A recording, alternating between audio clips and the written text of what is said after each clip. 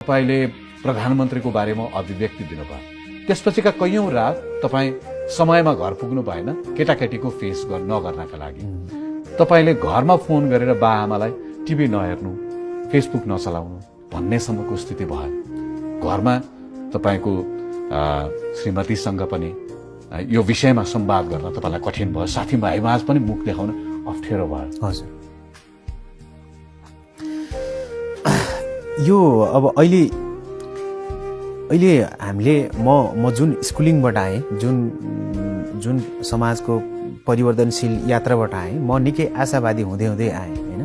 मैले यो आन्दोलनमा चाहे 10 वर्षको युद्ध होस्, जनयुद्ध होस्, चाहे कम्युनिस्ट आन्दोलन होस्, चाहे काङ्ग्रेसको लोकतान्त्रिक आन्दोलन होस्, चाहे 62-63 को आन्दोलन होस्, त्यसपछि भएका साना साना परिवर्तनहरू, संविधान संशोधनका कुराहरू, संहिता निर्माणका कुराहरू, गणतन्त्रका यी प्रक्रियाहरूको साक्षी हुँदै आएँ र आशावादी हुँदै हुँदै आएँ होइन।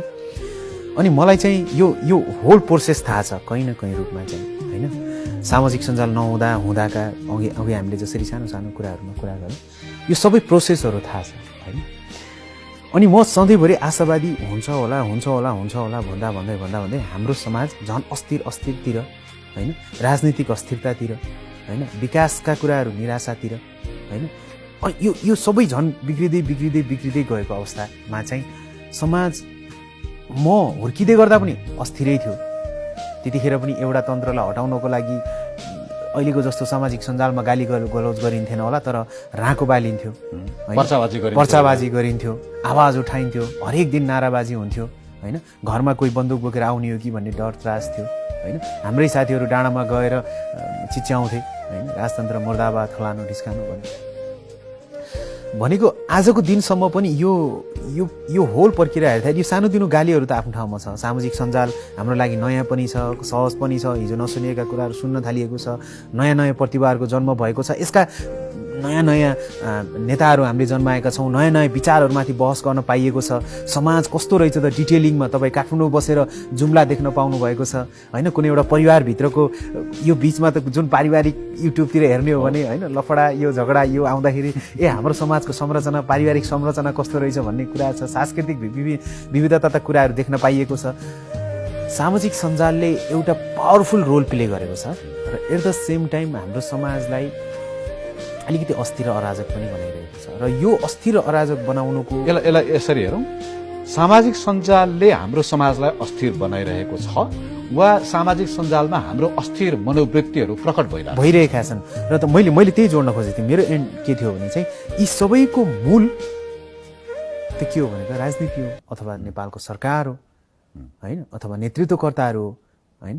उनीहरूले कस्तो नीति निर्माण गरिरहेका छन्, कस्तो शासन गरिरहेका छन् होइन, आफ्नो जनतालाई कति धेरै अनुशासनमा राखिरहेका छन्, आशावादी बनाइरहेका छन् होइन। त्यो सबै कन्ट्रोल गर्ने कुरा त राज्यको संरचनाले हो नि त, सरकारले हो नि त, नियमले हो नि त। यो सबै कुराहरू राम्रो तरिकाले प्रपर हुन नसकेपछि चाहिँ मैले कहिले पनि जनताले मलाई गाली गरे, समाज अराजक भयो, मानिसहरू अराजक भयो भनेर मैले कहिले पनि दोष लगाउने गरेको छैन। तपाईले प्रधानमन्त्री केपी शर्मा ओलीका बारेमा एउटा पुस्तक विमोचन कार्यक्रममा उहाँको व्यक्तिगत तहमा प्रशंसा नितान्त व्यक्तिगत थियो। त्यो एउटा सकारात्मक पाटोको चर्चा गरिदिनु भयो। त्यसपछि मानिसहरूले तपाईँलाई झोले भने होलान्, मैले प्रयोग गर्नै नमिल्ने कतिपय शब्दहरू प्रयोग गरे होलान्, स्तुति गान गर्नुभयो तपाईँले भनेर मिडियामा पनि मानिसहरूले लेखे। एक हिसाबले सामाजिक सञ्जालमा त तपाईँमाथि हेरासमेन्टको तहमा कुराहरू आयो। त्यो कुरालाई कसरी सामना गर्नुभयो?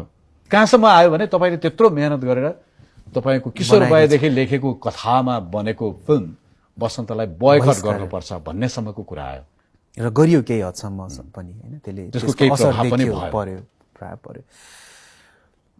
होइन। एकदमै त्यो प्रोसेसै गर्न गाह्रो भयो मलाई चाहिँ केही समयसम्म।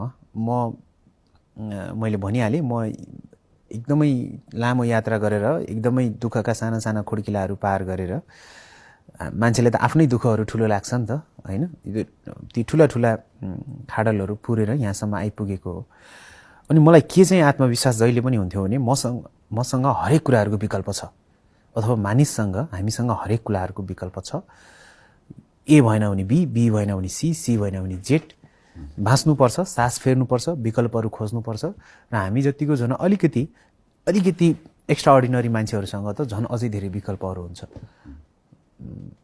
भनेर मैले जीवनलाई अलिक सहज रूपमा लिन थालेको थिएँ। बिस्तारै सायद सफलताको मात होला अथवा अवसरहरू आएर होला अथवा सबै कुराहरू सजिलै लाग्न थालेको थियो। अनि यो घटनाहरू पछि चाहिँ मलाई कहिलेकाहीँ त्यो विकल्पै सोच्न नसकिने रहेछ। अब यसको विकल्प के हो त?